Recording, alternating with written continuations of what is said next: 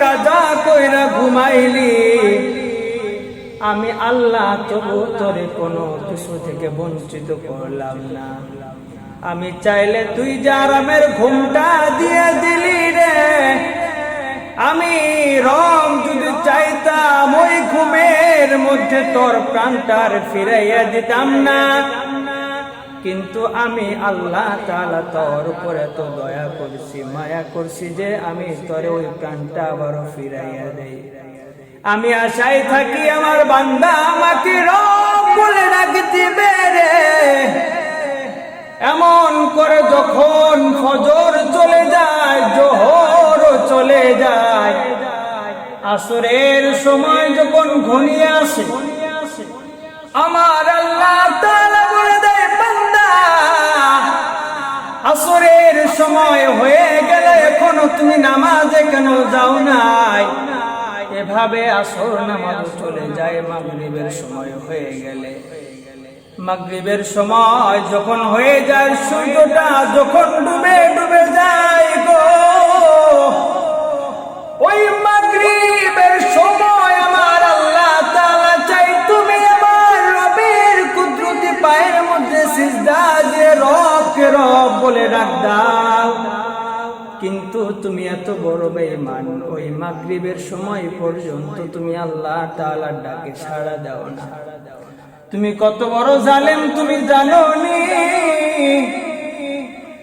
এশার সময় হয়ে যায়, নামাজ না পড়ে তুমি ঘুমের ঘরে তুমি শুয়ে যাও। ঘুমানোর আগে ওই বন্ধু বান্ধবদের সাথে তুমি আড্ডা দিতে দিতে তোমার সময়টারে তুমি ব্যয় করে দাও। তোমার মূল্যবান সময়, যেই সময়টা যদি দুনিয়ার বুক থেকে যদি চলে যায়, আখিরাতে কিন্তু একটা মিনিটের জন্য তুমি অনেক মানুষের কাছে দৌড়াইবা। একটা নেকির জন্য পিতা মাতা আত্মীয় স্বজন সবার কাছে যাইবা।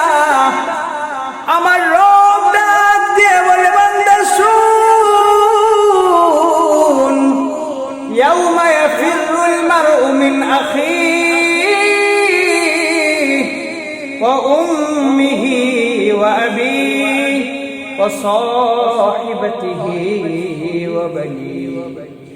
বান্দা তুমি দৌড়াইবা, দৌড়ে তোমার বাবার কাছে যাইবা। বাবা তোমাকে কোনো পিতৃ কোনো মাতৃ কেউ তোমাকে পরিচয় দেবে না।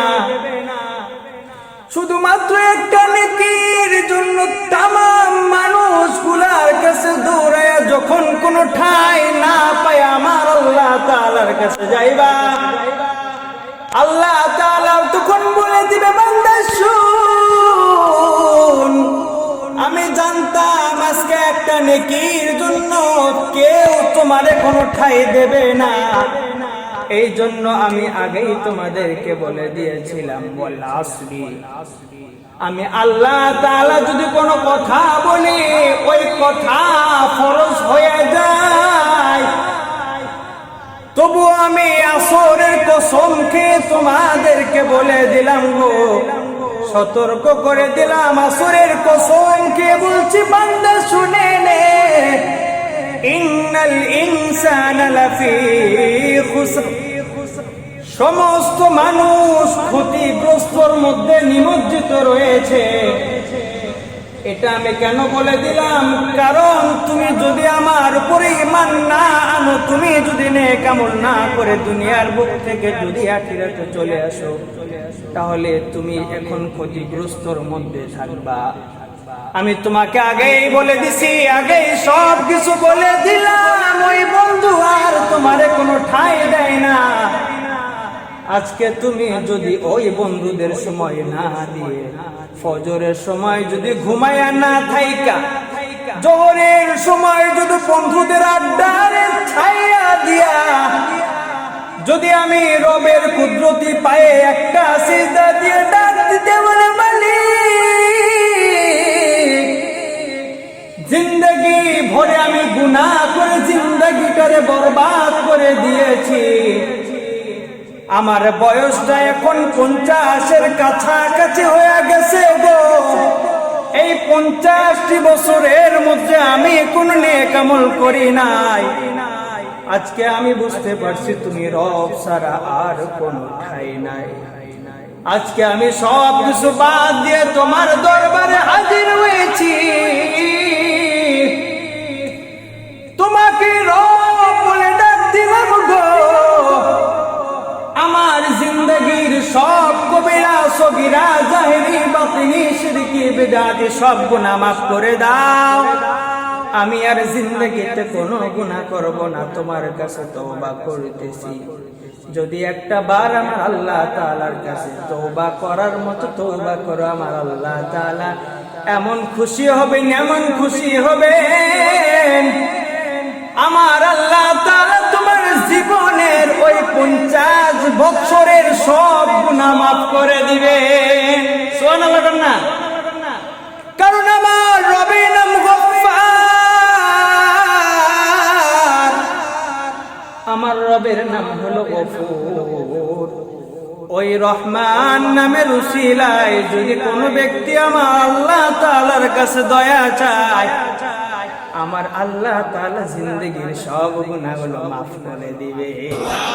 তো বন্ধু, আপনি আপনার বয়স 50, 60, 70 হয়ে গেছে, জিন্দেগি সব গুনাহ করেছেন।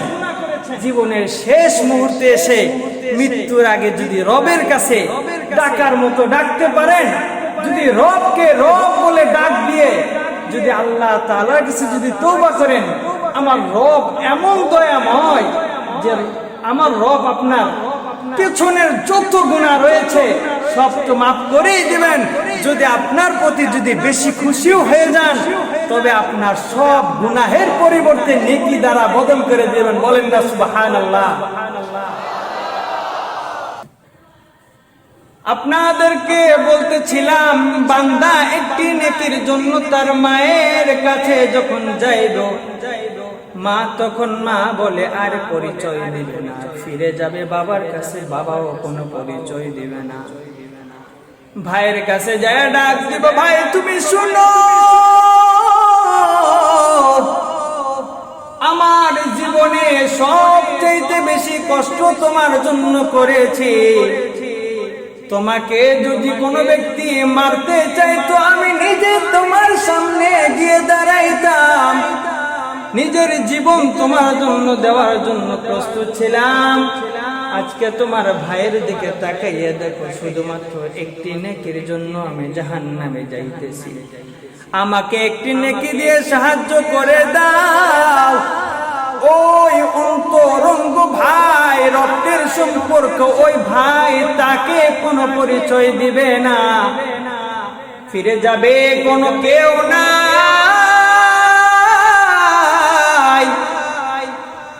অবশেষে একজন মানুষকে সামনে পাওয়ার পর ওই ব্যক্তিরে গিয়া বলবে, দেখো আমাকে কেউ কোনো পরিচয় দিল না, আমাকে যদি তুমি একটি নেকি দাও।